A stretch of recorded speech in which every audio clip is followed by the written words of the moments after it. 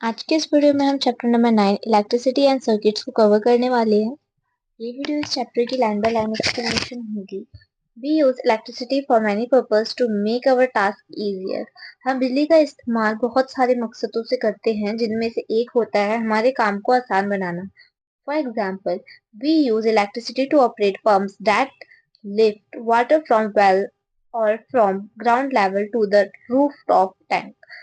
उदाहरण के तौर पे हम ये देख सकते हैं कि जो बिजली होती है उससे हम पंप को ऑपरेट करते हैं, चलाते हैं। और जो पंप होता है उससे क्या होता है, जो पानी होता है कुएं के अंदर या फिर जमीन के अंदर का, वो हमारी छतों के ऊपर जो टंकियां होती है वहां तक पहुंच पाता है। What are other purpose for which we use electricity? इसके अलावा और कौन कौन से मकसद होते हैं जिनके लिए हम बिजली का इस्तेमाल करते हैं? List some of them in your notebook. उनमें से कुछ अपनी किताब के अंदर लिखो। Does your list include the use of electricity for lightning? जो तुमने लिस्ट बनाई है अब, क्या उसमें से एक काम ये भी है इलेक्ट्रिसिटी का कि वो हमें लाइट देता है, लाइटनिंग में हेल्प करता है, रोशनी देने में। So electricity makes it possible to light our homes, roads, offices, markets and factories even after sunset.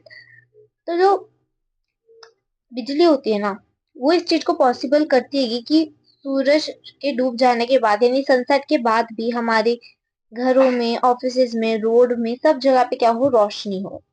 This help us to continue working at night. इससे क्या होता है, हमें मदद मिलती है कि हम जो हमारा काम है वो रात को भी कर सके। A power station provides us with electricity. However, the supply of electricity may fail or it may not be available at some places. कभी कभार ये होता है कि जो सप्लाई होती है बिजली की वो फेल हो जाती है या फिर अवेलेबल ही नहीं होती है। इन सच सिचुएशन, ऐसी परिस्थितियों में अ torch is sometimes used for providing light. हमें टॉर्च इस्तेमाल करने में देखने को आती है। A torch has a bulb that lights up when it switch on. जो टॉर्च होता है उसके पास एक बल्ब होता है, राइट? आपने टॉर्च देखी होगी, कुछ इस तरह का स्ट्रक्चर होता है उसका, उसके अंदर बल्ब होता है। जब भी आप उसके स्विच को ऑन करते हो, राइट, तो क्या होता है, वो ग्लो करने लग जाता है। Where does the torch get electricity from? लेकिन जो टॉर्च है उसको बिजली कहाँ से मिली, ये हमारा मेन सवाल उठ के आता है, जिसके बारे में हम पढ़ेंगे 9.1, that is electric cell. So electricity to the bulb in a torch is provided by the electric cell. एक इलेक्ट्रिक सेल से ही जो टॉर्च थी उसको बिजली मिली थी। Electric cells are also used in alarm clocks, wristwatch, transistor radios, cameras and many other devices. जो सेल होते हैं ना, वो सिर्फ टॉर्च के अंदर ही नहीं, हमारे अलार्म क्लॉक के अंदर, हमारी जो कलाई पे हम वॉच पहनते हैं उनके अंदर, रेडियोस के अंदर, कैमरास के अंदर, बहुत सारे डिवाइसेस में होता है। इवन आपके रिमोट में भी होता है।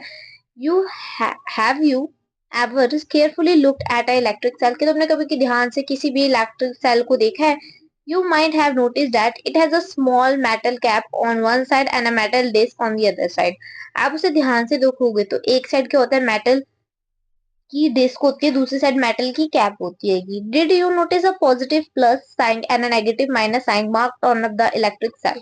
अगर आप ध्यान से देखोगे तो इलेक्ट्रिक सेल के ऊपर एक पॉजिटिव साइन देखने को मिलेगा, दूसरा negative. Metal cap is the positive terminal of the electric cell. जो मेटल की कैप वाली साइड होती है ना, वो एक सेल की पॉजिटिव साइड होती है। वहीं जो मेटल डिस्क होती है ना, वो नेगेटिव साइड होती है। All electric cells have two terminals. सभी इलेक्ट्रिक सेल के पास टू टर्मिनल्स होते हैं, एक पॉजिटिव और एक negative. And electric cell produce electricity from chemical stored inside it. जो इलेक्ट्रिक सेल होता है ना, वो इलेक्ट्रिसिटी तो प्रोड्यूस करता है, किससे करता है, इसके अंदर क्या होते हैं, केमिकल्स होते हैं, उनकी हेल्प से करता है। When the chemicals in the electric cells are used up, एक बार जब हम उन सेल के अंदर के केमिकल्स को यूज कर लेते हैं, the electric cell stops producing electricity. फिर जो इलेक्ट्रिक सेल होता है वो बिजली प्रोड्यूस करना बंद कर देता है। The electric cells then has to be replaced with a new one.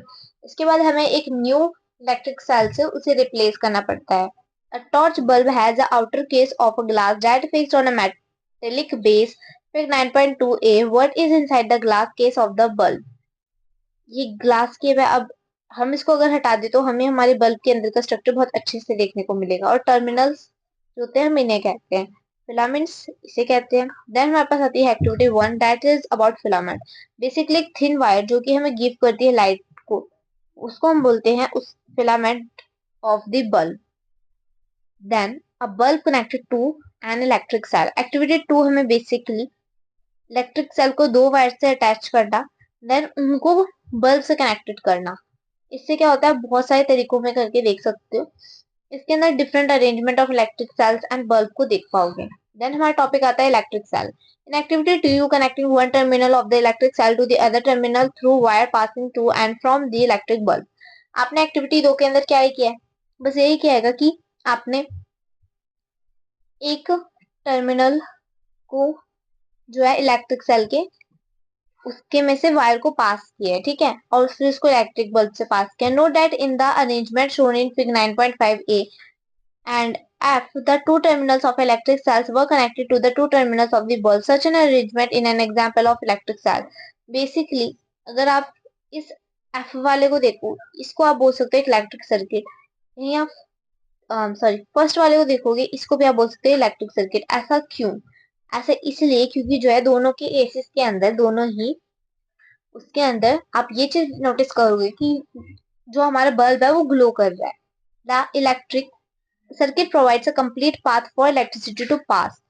जो इलेक्ट्रिक सर्किट होता है ना, वो बेसिकली एक ऐसा पाथ होता है जिसके अंदर से इलेक्ट्रिसिटी पूरी तरीके से पास हो पाती है between the two terminals of the electric cell. दो टर्मिनल इलेक्ट्रिक सेल के बीच में से। The bulb glows only when circuit flows through the current flows through the circuit.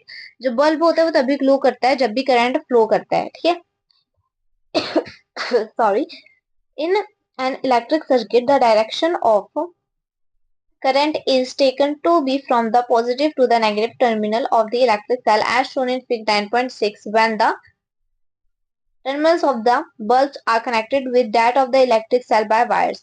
तो बेसिकली जो इलेक्ट्रिक सर्किट होता है ना, उसके अंदर जो डायरेक्शन होती है करंट की, वो होती है पॉजिटिव से नेगेटिव टर्मिनल की तरफ, जैसे आप फिग 9.6 के अंदर देख सकते हो।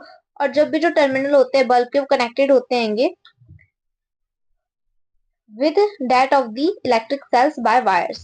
The current passes through the filament of the bulb. This makes bulb glow. इससे क्या होता है, हमारा बल्ब चलना शुरू कर देता है, ग्लो करना शुरू कर देता है। Sometimes an electric bulb does not glow even if it is connected to the cell. कभी कभार ऐसा होता है कि जो हमारा बल्ब होता है वो नहीं जलता है। Look at the fuse arm. It may happen if the bulb has fuse. ऐसा इसलिए हो सकता है कि हमारा जो बल्ब हो वो फ्यूज हो। Look at a fuse bulb. एक फ्यूज बल्ब की तरफ देखो carefully. Is the filament inside it intact? कि उसके अंदर का जो फिलामेंट है वो इंटैक्ट है। एन इलेक्ट्रिक बल्ब में fuse due to many reason. एक इलेक्ट्रिक बल्ब बहुत सारे कारणों की वजह से फ्यूज होता है। One reason for a bulb to fuse is a break in its filament. एक रीजन ये होता है कि जो उसके अंदर के फिलामेंट्स है वो ब्रेक कर चुके हैं या ब्रेक हो चुके हैं। A break in the filament of an electric bulb means a break in the path of the current between the terminals of the electric cell. Therefore a fused bulb does not light up as no current passes through its filament. Then can you now explain why the bulb did not glow when you tried to do so with the arrangement shown in fig 9.5 B, C, D and E? Now we know how to make a bulb light up using our electric cell. Would you like to make a torch for yourself? तो basically अब हम activity 3 के अंदर एक खुद के लिए torch बनाने की कोशिश करेंगे, that is a homemade torch. इसके बाद हमारा जो टॉपिक होता है वो होता है 9.4 दैट इज इलेक्ट्रिक स्विच।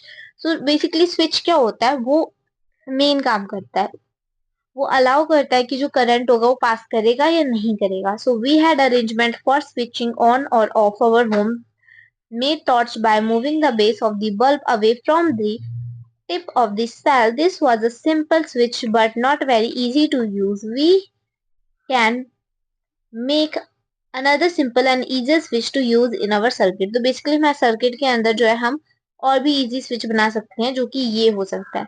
देखो, जब इस तरह से हम हमारे स्विच को रखेंगे ना, इसका मतलब क्या है कि ये ऑफ है। अब ऑफ कैसे है, क्योंकि जो इलेक्ट्रिसिटी है वो पास नहीं हो पाएगी। अब इसका मतलब क्या है कि ये ऑन है, क्योंकि इसमें से इलेक्ट्रिसिटी स्ट्रेटली पास हो पाएगी, ठीक है। एक्टिविटी 4 के अंदर आप यही चीज देखने वाले थे। इसके बाद हमारे पास जो टॉपिक आता है वो आता है ये टॉर्च के अंदर का। बेसिकली आपको पूरा अच्छे से बता रखा है inside view of a torch. Electric conductors and insulator. Conductors वो होते हैं जो अपने अंदर से इलेक्ट्रिसिटी को पास होने देते हैं। इंसुलेटर वो होते हैं जो अपने अंदर से इलेक्ट्रिसिटी को पास नहीं होने देते हैं। In all our activities we had used metal wires to make a circuit. हमने हमारी सभी एक्टिविटीज के अंदर मेटल वायर का इस्तेमाल किया है सर्किट को बनाने के लिए। Suppose we use a cotton thread instead of a metal wire to make a circuit. सोचो अगर हम एक कॉटन के धागे को इस्तेमाल करें मेटल वायर की जगह सर्किट बनाने में, do you think that the bulb will light up in such circuit? कि तुम्हें लगता है ऐसा करने पे जो हमारा बल्ब होगा वो ग्लो करेगा? So what materials can be used in electric circuit so that the conductor can pass current can pass through them? Let us find out. तो एक्टिविटी 5 के अंदर बेसिकली आप डिफाइन करोगे कि कौन सी चीजें जो होती है अपने अंदर से करंट को पास होने देती है, कौन सी नहीं होने देती है। जो होने देती है उनको हम कंडक्टर बोलते हैं क्योंकि वो कंडक्ट करती है, राइट। और जो नहीं करने देती उनको हम इंसुलेटर बोलते हैं। क्या बोलते हैं? इंसुलेटर। इसके बाद हमारे पास प्रॉपर डेफिनेशन भी आती है कंडक्टर्स की, that is some materials allow electric current to pass through them, which is indicated by the glowing bulb. Materials which allow current to pass through them are conductors of the electricity. Then insulator do not allow electric current to pass through them. इसके बाद हमारे chapter की summary and keyword, जिसका मतलब कि हमारा chapter complete हो चुका है। अगर आपको ये वीडियो अच्छी लगी हो, आपको ये चैप्टर समझ आया हो, तो please make sure to like and subscribe my channel for more informative videos. मिलते हैं नेक्स्ट वीडियो में, तब तक के लिए बाय।